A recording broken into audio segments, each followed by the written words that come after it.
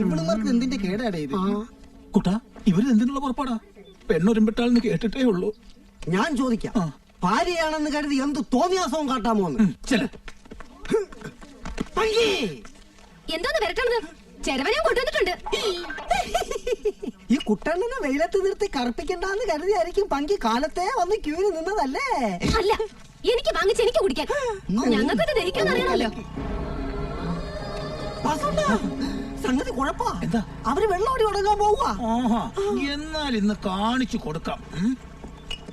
സുമതി, നീ ഞങ്ങൾ നാണം കരുതി ഇറങ്ങിയിരിക്കണോ? അണ്ണൻ രാവിലെ ചായ കുടിച്ചില്ല. അവിടെ ഇരിപ്പുണ്ട്. അതായി എത്തിയത്. ഒരു 6 ഇറക്കങ്ങൾ ഇട്ട് നല്ല ചൂട് ചായ മേശപ്പുറത്തെടുത്ത് വെച്ചിട്ടാ ഞാനിങ്ങോട്ട് വന്നത്. തൊട്ടുപോകരുത്. ഇത്രയും കാലം ഞങ്ങളല്ലേ നാണം കിട്ടി ജീവിച്ചത്. ഇനി കുറെ കാലം നിങ്ങൾക്കും ആവാം.